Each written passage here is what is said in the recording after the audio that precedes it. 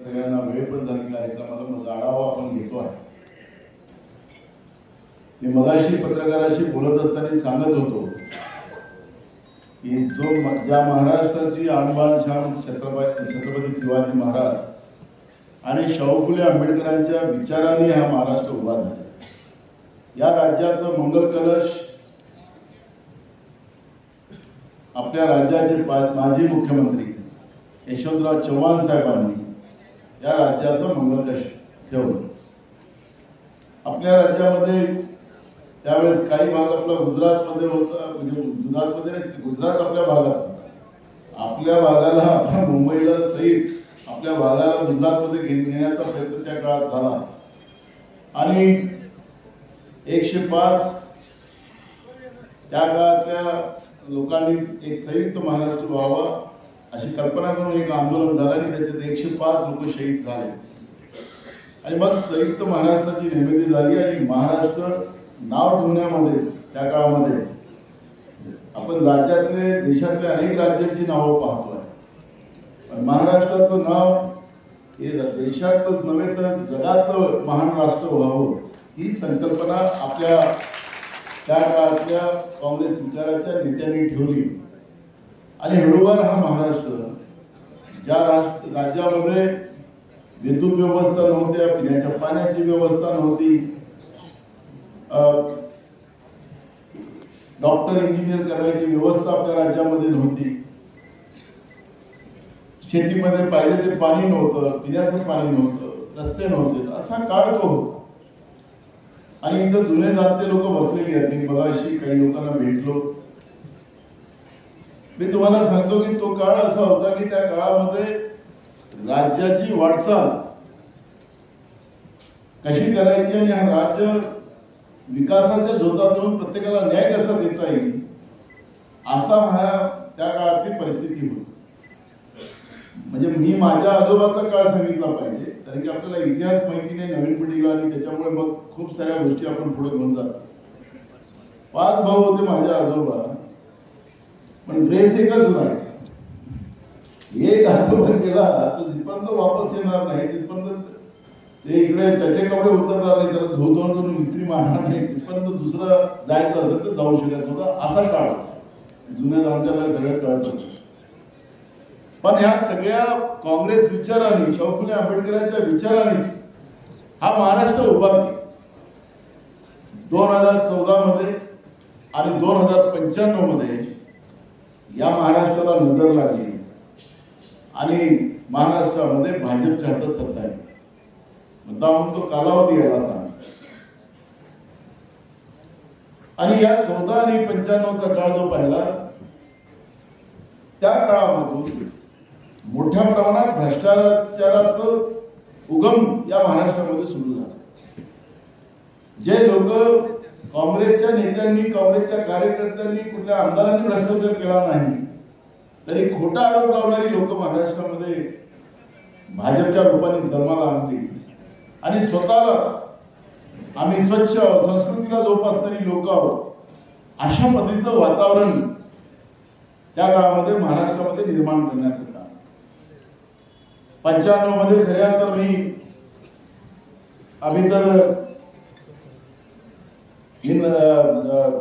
आम्ही 92 मध्ये जिल्हा परिषद सदस्य झालो. 95 ला महाराष्ट्रामध्ये युतीचं सरकार. मी 99चा काळ किंवा कॉलेजमध्ये शिकत असताना सुद्धा आम्ही पाहत होतो की भ्रष्टाचार करायचे असतील काही लोक, पण ते लपून करायचे. काही थोडस हे करायचं असतं तर करायचं. काही लोक राहतात सगळे हाताच्या पासे पुढे सारखे नाही राहत. आता तर आपण पाहतोय 95च्या नंतर बाळासाहेब, आपल्याला तर माझ्यापेक्षा तुम्ही जास्त काळ पाहिलेला आहे, तर आता तर असं आहे की ते जेसीबी किंवा त्याच्यापेक्षा पोकलाने घेऊन जातात मंत्रालयाचं चित्रकला लुटायला आणि त्या माध्यमातून खुल्ला भ्रष्टाचार महाराष्ट्रामध्ये केला जातो असं चित्र आपण पाहतो. पत्रकारांना मगाशी सांगत होतो की आम्ही म्हणत होतो की कर्नाटकचं सरकार 40% कमिशनचं सरकार आहे. आम्ही मधल्या काळात या सरकारचा भ्रष्टाचार थोडासा लपून छपून चाललेला होता, रेकॉर्डला येत नव्हता, पण ते जे काही आम्हाला पाहायला मिळत आम्ही 60% कमिशनचं सरकार महाराष्ट्रातलं बोलत होतो. पण आता आपण पाहिलं तर अलीकडच्या काळामध्ये जसं निवडणुका जवळ यायला निघाल्या एखाद्या रस्त्याचं टेंडर काढलं, त्याचं 500 कोटीचं टेंडर असेल, तर त्या 500 कोटीच्या टेंडर मध्ये त्याचा सरळ त्या कॉन्ट्रॅक्टरला सगळी चेंज केली जाते, अभाव टेंडर भरले जातात. 500 कोटीचं टेंडर असेल तर ते सरळ तेवढं अभाव भरून ते 1000 कोटीचं केलं जातं. सरळ सरळ. मी काही आरोप नाही करत आहे. पत्रकार असतील तर त्याची नोंद घेतली पाहिजे, ते पेपरला ऍड येतात. आता या ऑनलाईनला तुम्ही गेला, राज्यामध्ये जवळपास लाखो कोटीचे, हजारो कोटीचं नाही म्हणत, लाखो कोटीचे टेंडर आता अलीकडच्या काळात, आणि त्या टेंडरच्या माध्यमातून मोठ्या प्रमाणात आता जो रस्ता 500 कोटीमध्ये आम्ही आतापर्यंत पाहिलं की जास्तीत जास्त 2-4% अभाव मध्ये जाणारी व्यवस्था पाहिजे. आमचं सरकार असतं फार काही त्याला फार दुरून गोटा आणावा लागत असेल, काय असेल, कुठं नक्षल भाग असेल, असं 4-5% अभाव जाण्याची परिस्थिती होती. आता तर काही नाही. आता तर स्टेट हायवे मध्ये डायरेक्ट डबल अभाव करून 500 कोटीचा रस्ता 1000 कोटीमध्ये केला जातो. दिवसा डोळ्या भ्रष्टाचार केला जातो. सरळ कमिशन. एक समृद्धी मार्ग केला आहे. त्या समृद्धी मार्गामध्ये मी तुम्हाला मुद्दामून सांगतो, त्याचा गादावादा फार झाला म्हणून त्याची माहिती आपल्याला पाहिजे की समृद्धी मार्गामुळे मोठ्या प्रमाणात महाराष्ट्र जोडला जाईल. शेतकऱ्याचा कच्चा माल तातडीनं मुंबईला दिला जाईल आणि मुंबईतून तो सरळ विदेशात चालला जाईल. शेतकऱ्यांना फायदा मिळेल, अनेक लोकांना रोजगार मिळेल, असं म्हणून त्याचं नाव समृद्धी ठेवलं. याच लोकांनी, यांच्या सगळ्या बगलबच्च्यांनी, त्याच्यात काही आय एस अधिकारी पण, यांच्या आता सत्तेमध्ये बसलेले नेते पण त्याच्यामध्ये आहेत. रस्ता कुठून न्यायचा यांना माहिती होतं, आणि रस्ता कुठून न्यायचा त्याला यांना माहिती असताना त्या रस्त्याच्या सगळ्या जमिनी यांनी घेतल्या. सातबारा यांच्या नावाचा जे काही मोठ्या दराने त्या जमिनीला पैसे मिळाले, ते सगळे पैसे यांना मिळाले. अगलबगलच्या जागा सगळ्या मुनाफा एकदम एक नंबर, काळा पैसा सगळ्या वाईट करायची व्यवस्था केली. म्हणजे समृद्धी कोणाची झाली? या भाजप आणि त्यांच्या सोबतीच्या असलेल्या, आता राज्याचा मुख्यमंत्री त्यावेळेस त्याचा प्रमुख होता. सांगायचं तात्पर्य असं की आता तो रस्ता असा आहे, त्या रस्त्याला रोज एक ऍक्सिडेंट होतो. हजारो लोक मृत्युमुखी पडले. नरेंद्र मोदीने त्याचं उद्घाटन केलं त्या रस्त्याचं. आता हात चुकीचा लागला की काय लागला तो मला माहिती नाही, पण मी तुम्हाला सांगतो की रोज ऍक्सिडेंट होतो. तिथे हजारो लोक मरतात आहेत, अनेक लोक अपंग झाली, अनेकांचं जीवन उद्ध्वस्त झालेलं आहे. हे सांगत होतं की 40 वर्ष हा रस्ता काही होणार नाही. त्या रस्त्याला क्रॅक आहे. आता मधल्या काळात पाहिलं असेल ना, टीव्ही वाले पेपरवाले कमी छापतात म्हणून मुद्दा तुम्हाला सांगितलं पाहिजे. हे आपल्या सगळे प्रमुख लोक आहेत, तर मला मुद्दे सांगितलं पाहिजे, कसं हे लोक पाप करतात ते सांगितलं. त्या रस्त्याला क्रॅक आली. मी अनेकदा सांगत होतो की हा रस्ताच डिफॉल्ट आहे, आणि म्हणून या रस्त्याच्या बाबतचं आता तर ड्रोन आहे ना, हे आपण जे फोटो काढणारा ड्रोन असतो तो वरती फिरतो तो आला. आता काही ड्रोन असे आले की या बिल्डिंगला किती सिमेंट लागलं, किती लोखंड लागलं, किती गिट्टी लागली, काय लागलं, हे तुम्हाला ड्रोननी बघता येईल. म्हणजे त्याला आता टेक्निकल माणसाची गरज नाही. मी विधानसभेत सरकारला सांगितलं, दम असेल ना आणा ना, या रस्त्यामध्ये भ्रष्टाचार झाला आमचा आरोप आहे, पण तुम्हाला हिंमत असेल तर ते ड्रोन आणा आणि त्या रस्त्यामध्ये काय करप्शन झालेलं आहे एकदा लोकांना दिसू तर द्या. त्या निर्दोष लोकांचा जो जीव तिथं चाललेला आहे, पण सरकार बोलायला तयार नाही. त्या रस्त्यामध्ये जे ऍक्सिडेंट स्पॉट झाले, त्याला त्या अधिकाऱ्यांनी सांगितलं की मुख्यमंत्र्यांकडे गेले ते लोक, म्हणजे साहेब आपल्याला ऍक्सिडेंट स्पॉट आहे त्या ठिकाणी 500 कोटी रुपये आपल्याला लावावं लागेल, त्याला थोडा सुधार करावा लागेल म्हणजे ऍक्सिडेंट थांबतील. मुख्यमंत्र्यांनी त्याला सांगितलं अधिकाऱ्यांना, त्यांनी त्याचा हिस्सा किती राहील ते सांगितलं मुख्यमंत्र्यांना. ते सरळ डायरेक्ट व्यवहार अधिकाऱ्यांना. मुख्यमंत्र्यांनी सांगितलं मला चलिपुटा नाही देतं का, अजून ऍक्सिडेंट स्पॉट वाढवा आणि त्याला 1000-1200 कोटी करा. म्हणजे सांगायचं तात्पर्य की मोठ्या प्रमाणात खुल्यानं तुमची तिजोरी, तुमच्या घामाच्या पैशाची तिजोरी, हे महाराष्ट्रामध्ये बसलेलं असंविधानिक सरकार, हे सरकार जनतेचं नाहीये. हे सरकार असंविधानिक सरकार आहे. हे सुप्रीम कोर्टाने त्याच्यावर ठप्पा ठेवलेला आहे. ठीक आहे, सुप्रीम कोर्ट काय निर्णय लावत नाही शेड्यूल 10 प्रमाणे तो भाग वेगळा आहे. पण हे असंविधानिक सरकार लूटमार करून तुम्हा आम्हाला सगळ्यांना कर्जामध्ये डुबवत आहे. या महिन्याचे लाईटचे बिल किती आले? मी अनेक आता महाराष्ट्रामध्ये सगळीकडे दौरे होतात माझे. काल मी बदलापूरमध्ये तिथेही झोपडपट्टी मी त्या भागात जाऊन एक लाईट जळत आहे त्या बाईच्या घरी आणि पंखा एक 4,000 रुपयाचं बिल आहे. 4,000चं घरगुती बिल. म्हणजे एकीकडे कर्ज घेऊन तुम्ही दिवाळी साजरी करता आणि एकीकडे महाराष्ट्राच्या जनतेवर ते कर्जाचा बोजा टाकताय. आज बाळ जन्माला आला त्याच्या 70,000 रुपयाचं कर्ज आजच त्याच्यावर लागतं. आजच तुम्ही आम्ही सगळे कर्जात डुबवून ठेवून मोदी आलं जीएसटी सारखा कायदा आणून तुम्हा आम्हाला सगळ्यांना टॅक्स पेअर केला. देशाचं सरकार तर प्रॉफिट मध्ये पाहिजे होतं. कधी नव्हे काँग्रेसनी जेवढी चालत असते तेवढेच त्यांनी त्याची पाय घेतली. यांनी तर मोदीचं सरकार 2014 पासून आलं. 60 वर्ष काँग्रेस सत्तेमध्ये होतं हेच मोदी सांगतात. यांनी 10 वर्षामध्ये विक्रम गाठला की देश कर्जामध्ये डुबला. आणि कर्ज कोणासाठी घेतलं जातं तर त्यांचे मित्र जे आहेत त्यांचं कर्ज माफ करण्यासाठी कर्ज घेतलं जातं. आता महाराष्ट्र सरकारने या अनिल अंबानीचं कर्ज 1,700 कोटीचं माफ केलं. आम्ही सांगितलं की शेतकऱ्यांचं कर्ज माफ करा. नापिकी चाललेली आहे. अवकाळी पावसामुळे गाऱ्यामुळे मोठ्या प्रमाणात नुकसान झालं. सरकारजवळ पैसे नाही, शेतकऱ्याला द्यायला पैसे नाही. सुप्रीम कोर्टाने परवा फटकारलं यांना. तुम्हाला एवढी वाटायला पैसे आहेत पण ज्या शेतकऱ्यांच्या जमिनी गेल्या त्या शेतकऱ्यांच्या जमिनीला द्यायला पैसे तुमच्याजवळ नाही. तुमच्या सगळ्या ह्या रेवडीच्या योजना बंद करू अशा पद्धतीचं दमदाटी महाराष्ट्राच्या सरकारला सुप्रीम कोर्टाने परवा दिला. धर्मा पाटलासारख्या प्रामाणिक शेतकऱ्यांचं त्यांना मंत्रालयात जाऊन मुख्यमंत्र्यांच्या दालनाच्या समोर विष भाषण करून आत्महत्या करावं लागत असेल तर प्रामाणिक माणसासाठी या महाराष्ट्रामध्ये आता कुठली जागा नाही. अशा पद्धतीचा हा महाराष्ट्र या लोकांनी निर्माण करून ठेवला. आणि म्हणून मी आपल्या सगळ्यांना सांगतोय की ही लढाई जी आहे आता आपण सगळेजण मगापासून सगळ्या नेत्यांनी आपल्या इकडचं की हे तितक्या जागा भेटल्या पाहिजे तितक्या आता बाळासाहेबांनी आम्ही तेच चर्चा करत होतो. कालच आमची पहिली मीटिंग झाली पण बदलापूरच्या घटनेमुळे त्याच्यावरती चर्चा थांबली. पण मी तुम्हाला सांगतो की आमची लढाई दोघांची राहणारच आहे. पण एकही जागा जी जागा आम्हाला भेटल्या त्या जागा हारल्या नाही पाहिजे त्याची काळजी आपल्याला सगळ्यांना घ्यायची आहे. एक जागा आपल्यासाठी महत्वाची आहे.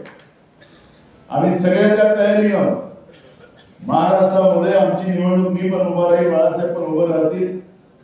पण आम्ही आमच्या विधानसभेमध्ये न फिरता तुमच्या ज्या ज्या जागा असेल तिथं फिरायला आम्ही येऊ. पण इतर एक आमचा उमेदवार निवडून आला पाहिजे हे काम आम्ही करणार. आणि त्यासाठी आपल्याला आतापासून संघटनात्मक बूथ पासून BLA पासून आता आपल्याला अजून एक माहितीसाठी सांगतो की आता अनेक वोटरचे नाव कापले आहेत. आता नवीन वोटर तयार होण्याचं काम सुरू झाले. आपलं कोणाचंच लक्ष त्याच्यावर नाही. तुम्हाला पहिले आपल्याला मी अनेकदा सांगितलं सगळ्या नेत्यांना आता पण सांग ज्या भागात जे नेते राहतात त्या त्या भागातला बूथ जिथं आपण मत मारतो ते बूथ जिंकलं पाहिजे हे सगळ्या नेत्यांनी पहिले डोक्यात ठेवलं पाहिजे. नंदुरबार शहरामध्ये आपण ज्या शहरात आहोत या शहरामध्ये अनेक नेते राहतात. त्यांचं बूथ आहे त्यांचे अनेक बूथ मायनस आहे या शहरामध्ये. मी आता इथं जिथं आहे तिथं बूथ. आता आपल्याजवळ रेकॉर्ड यायला त्याला काही वेगळं राहतं असं मला सांगायचं नाहीये. आपल्याला सगळ्यांना आता या सगळ्या गोष्टीकडे बारकाईने लक्ष करायचं आहे. आमचा हा खानदेश मधल्या काळात का सोडण्यात आला त्याची कारणं मी तपासली. कारण की आपण ज्या पद्धतीनं सिरियसनेसने या सगळ्या निवडणुका लढायला पाहिजे त्या लढल्या गेल्या, अनेक जागा पडल्या गेल्या.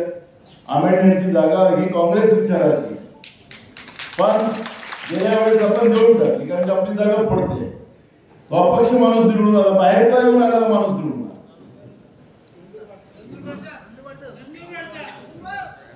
हा तो माणूस नंदुरबारचा मुद्दाम सांग.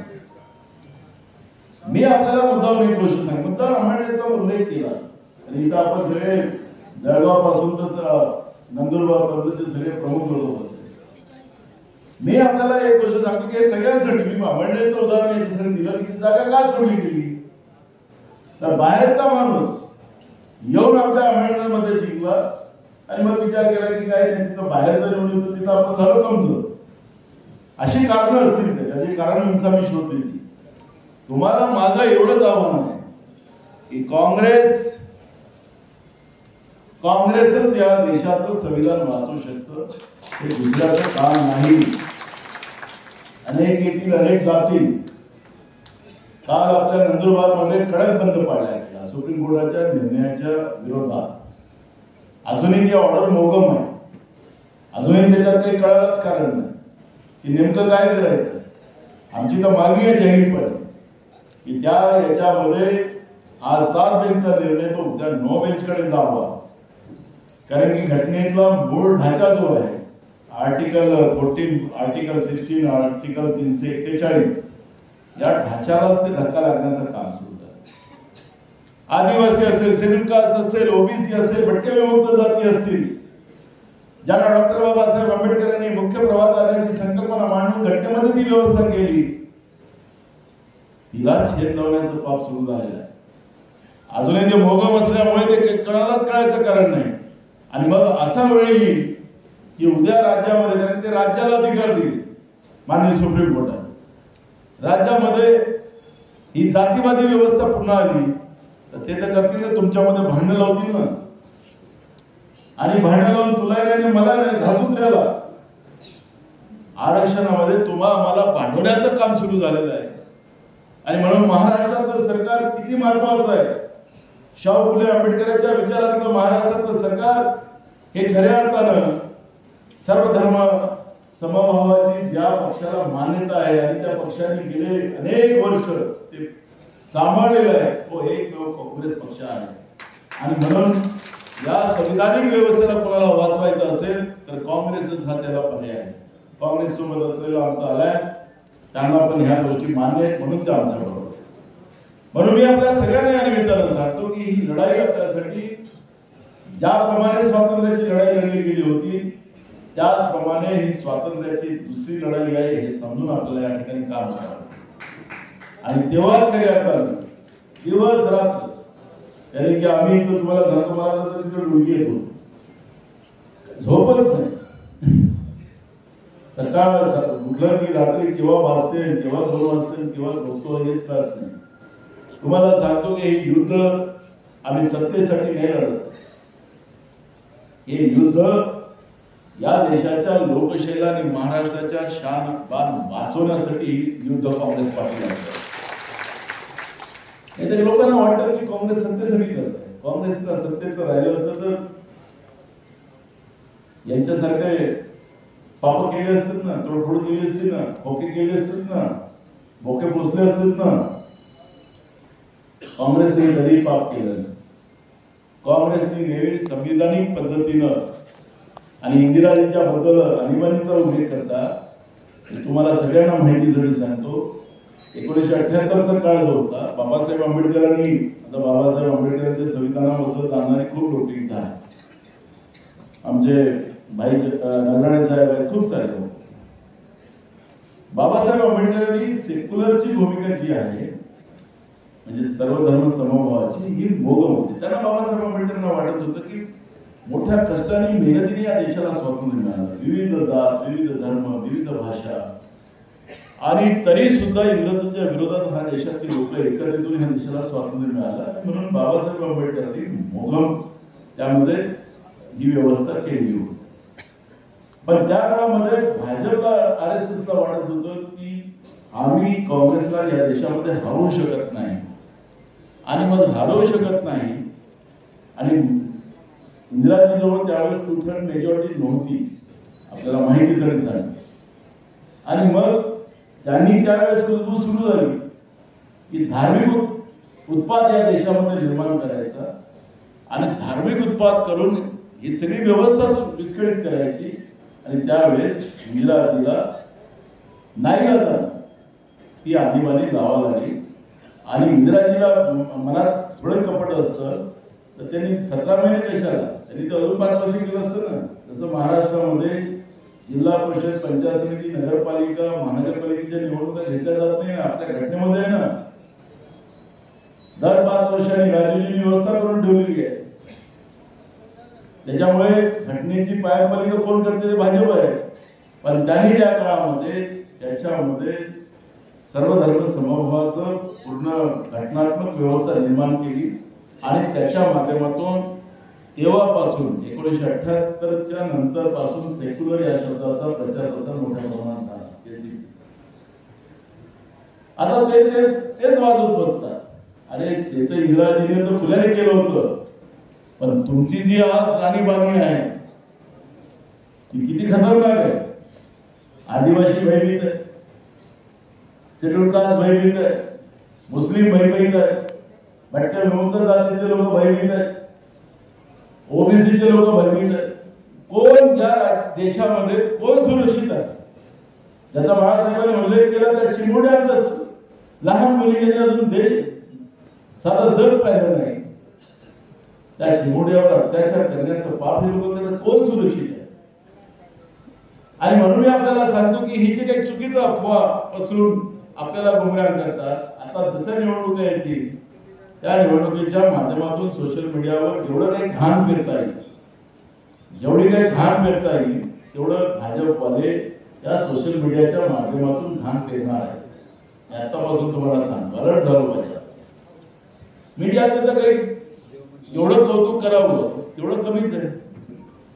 त्यांना वाटतं हे जी मुलं मुली आहेत, जसं राहुल फुले म्हणतात, ही आपली पोरं आहे, त्यांना वाटतं.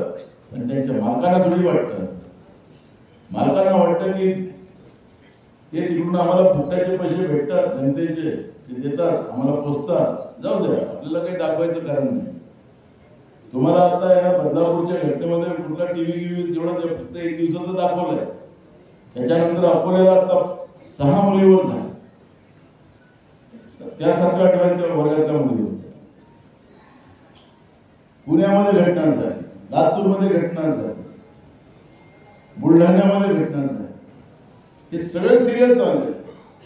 22,000 लहानशा मुली आणि मुलांवर अत्याचार जे झालेले आहेत ते राज्य म्हणजे 2014 ते 2024 10 वर्षात 22,000 मुली जे बदलापूरच्या घटनांसारखे 22,000 50,000 महिलांवर अत्याचार.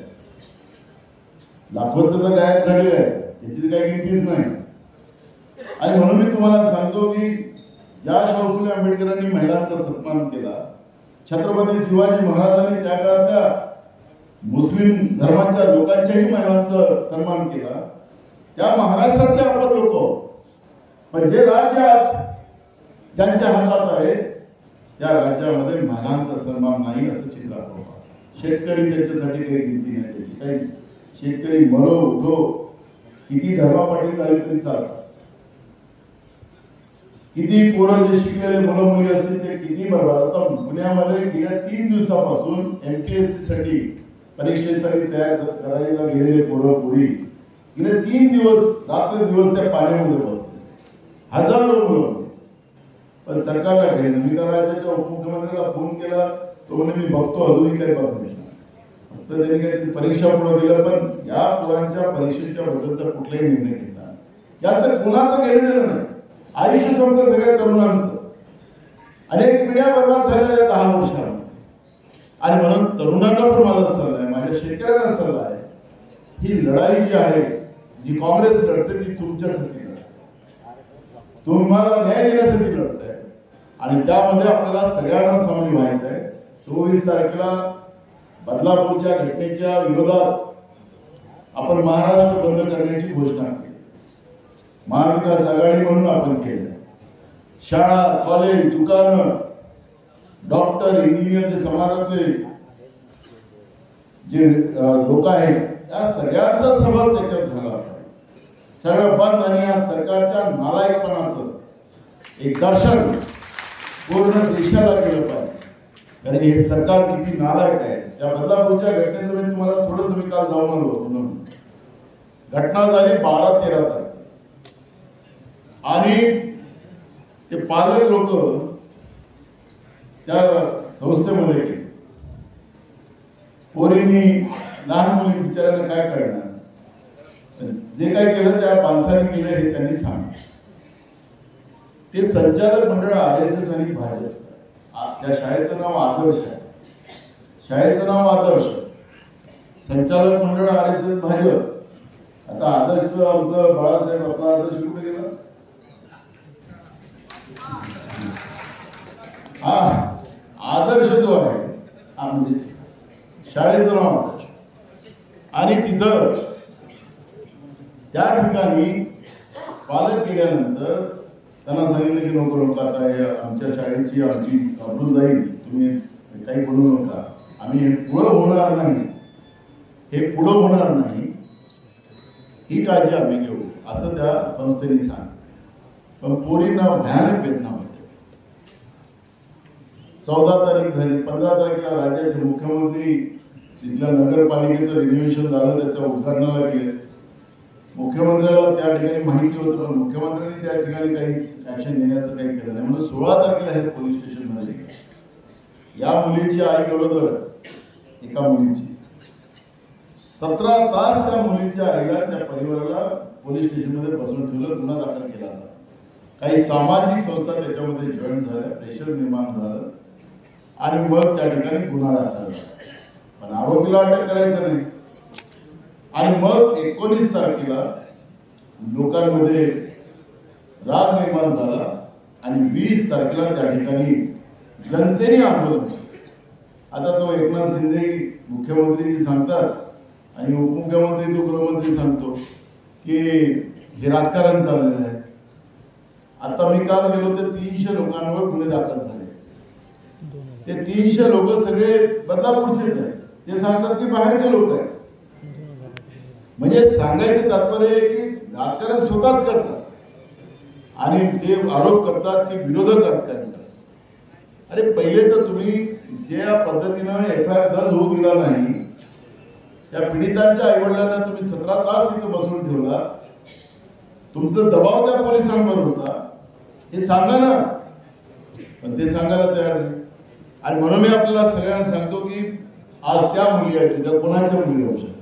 तुमच्या तिकडे खानदेशचा एक मंत्री तिकडे शहाणपण करायला गेला.